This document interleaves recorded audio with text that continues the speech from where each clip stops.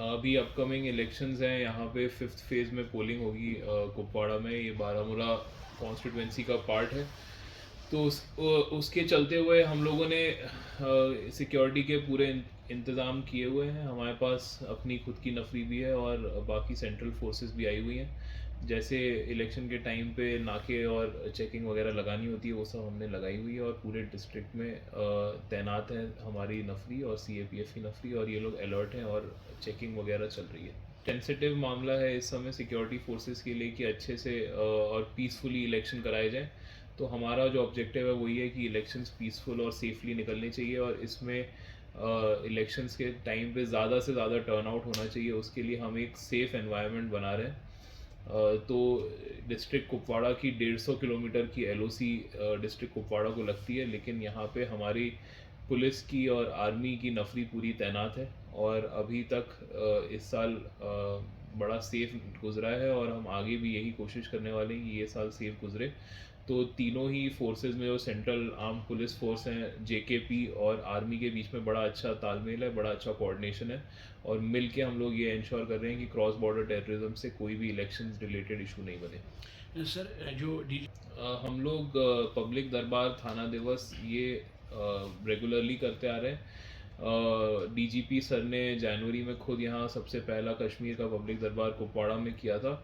बड़े सारे लोगों की बड़ी मुसीबतें हल करी थी उन्होंने। हम भी उन्हीं के फुटस्टेप्स में आगे बढ़ रहे हैं, और पब्लिक दरबार और थाना दिवस कंटिन्यूसली हम लोग होल्ड करते हैं, जिसमें बड़े सारे हमारे पास जितने कंप्लेनेंट्स आते हैं उन सब के जो मसले हैं वो हम उन्हीं के पास जाके उनको सॉल्व करते हैं। तो ये जो डीजी सर का इनिशिएटिव है, ये हमने होल हार्टेडली इसको अपनाया है, और इस पे हम लोग आगे काम कर रहे हैं।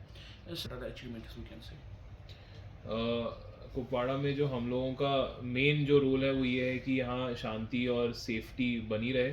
और जो अभी हम लोगों का फोकस है करंट में, वो इलेक्शंस के ऊपर है। तो कोशिश यही है कि हम लोग इलेक्शंस अच्छे से करवाएं। इसी के साथ साथ जो हम लोगों के ऐसे एंटी सोशल और डिस्टर्बिंग एलिमेंट्स हैं, उनको हम लोग चेक कर रहे हैं, उनकी चेकिंग जारी है।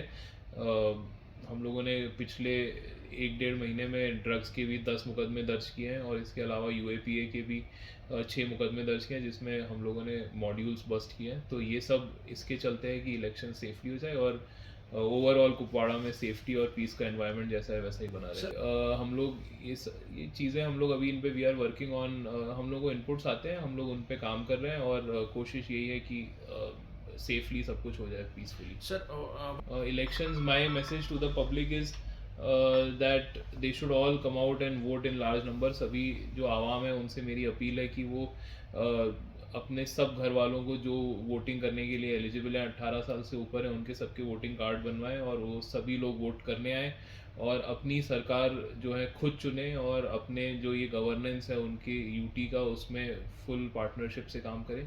तो मेरा उनसे ये है कि हम लोग उनको प्रोटेक्ट करेंगे। अगर कोई भी उन्हें वोटिंग करने से मना करता है, डिस्करेज करता है, तो उसके लिए हम लोग हैं। तो बिल्कुल ज़रूर वो वोट करने आए, और खूब नंबर्स में वोट करने। ये बहुत अच्छी बात है कि यूथ को बड़ा उत्साह है इस बार, वो बड़े ईगर हैं इलेक्शंस को लेके। इससे ये पता चलता है कि जो हमारी नई जनरेशन है वो फॉरवर्ड लुकिंग है, और वो जो है इलेक्शंस और डेमोक्रेसी में पूरा बिलीव करती है। वो एजुकेटेड जनरेशन है, और वो हमारे जो देश है उसके लिए बड़े बहुत ही ज़्यादा वो अहम है।